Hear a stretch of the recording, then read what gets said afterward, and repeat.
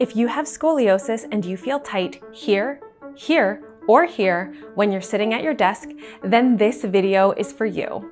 Hi, I'm Andrea, a Schroth certified physiotherapist and founder of the ScoliClinic in Vancouver. And in this video, I'm sharing 8 stretches that you can do at your desk to help relieve tightness in your neck, your shoulders, and your upper back.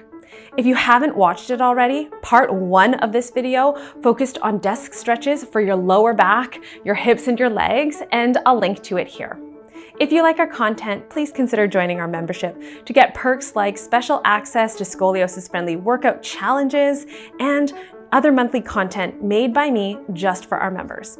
And now, here are those desk stretches for people who have scoliosis, focusing on your upper body.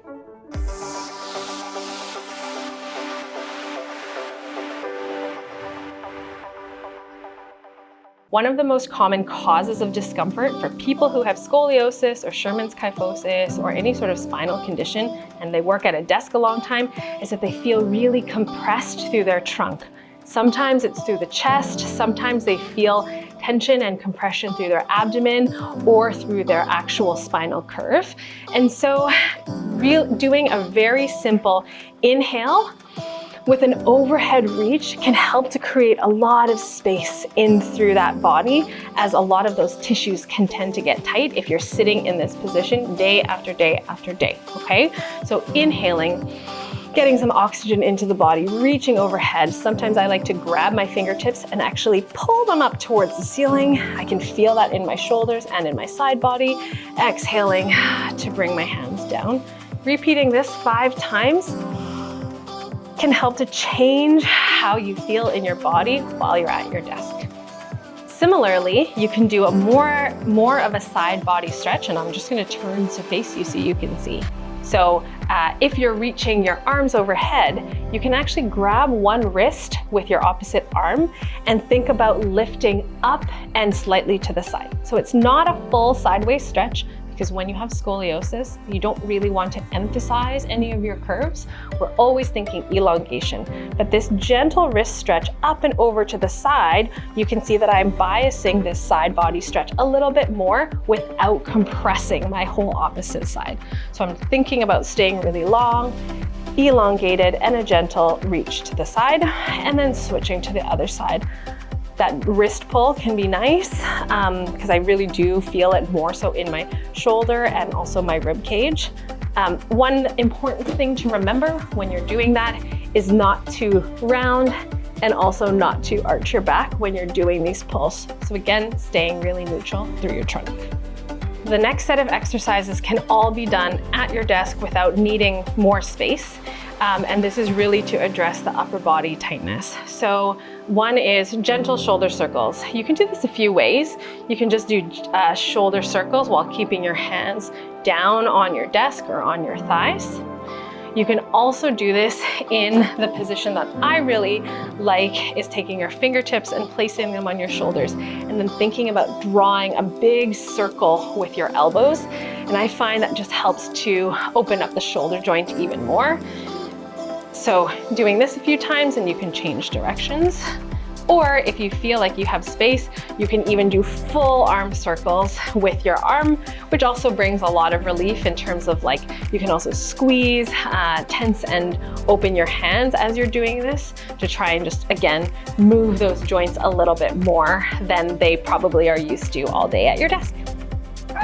The next few exercises are to address a lot of the tension in the neck that many of us feel. So let's first do neck side flexion. So you can stay sitting at your desk. You don't have to move to do this. And it's really thinking about lengthening through your spine, up through your neck to create space in between each of the vertebrae, and then gently bringing your ear towards your shoulder. So what you want to make sure of is you don't want to just crunch your ear towards your shoulder and lose a lot of that length. We're always trying to create lots of space.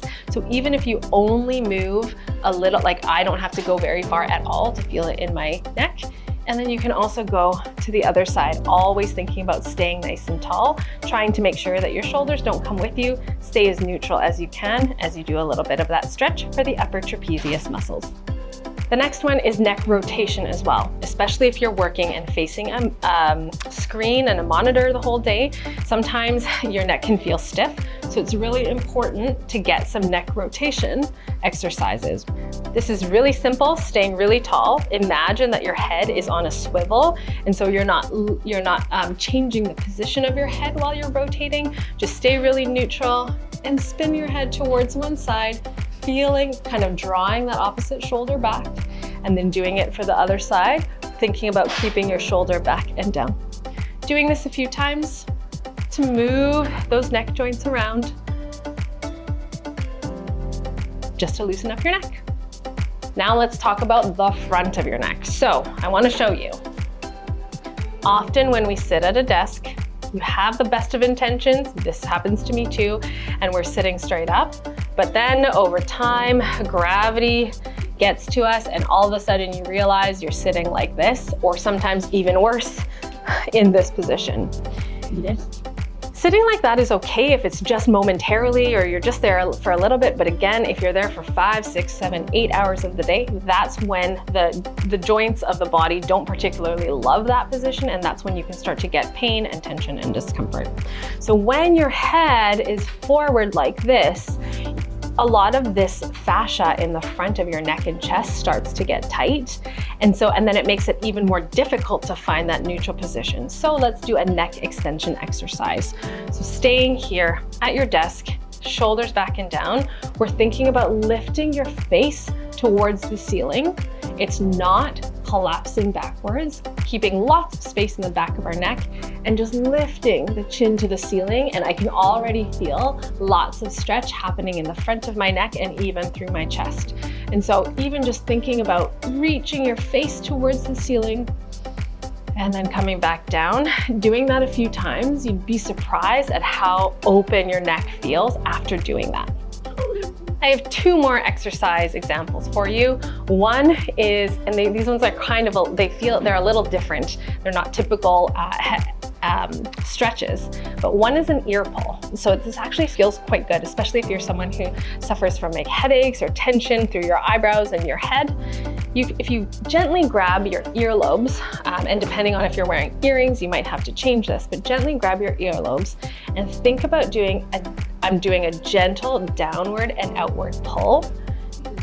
There's a lot of fascia that are attached to your ears, and by doing this gentle downward pull, I can feel it deep within my ear and throughout this side of my head. And by just doing that, breathing, holding for 10 seconds, and then gently releasing, I can feel that there is some sort of release that's happening in through this area and even inside deeper in my ear canal. And so that can be a nice option for you. And the last exercise that I have for you, if you sit at your desk and you want to do a bit more mobility or you have some like neck and head tension, is a head massage. So taking your fingertips and especially around your temples and higher into your head. A lot of us use our forehead or furrow our brows, and all of those muscles connect into your head. And sometimes we have tension through our head that we don't even realize. So taking these fingertips and just placing them on the side of your head, doing gentle circles, or even if you take your knuckles and place gentle pressure on your temples or even back up into your scalp, just releasing some of that can help with a lot of the tension that you might feel through your face. So there you have it. You can do those exercises like a routine. So I explained them to you from starting with our toes and ankles and working all the way up towards our head. But if you feel like you have some pain or discomfort in one particular area of your body, feel free to just try a handful of those exercises that target that body. As always, let me know what you think. Leave us questions or comments in the comment section below. And otherwise, I'll see you next time. Thanks so much for tuning in to TSC Connect. For more scoliosis-friendly workouts designed by a physiotherapist, tips for living with scoliosis, and information on treatment, subscribe to our channel where you can find support to stand tall from the inside out.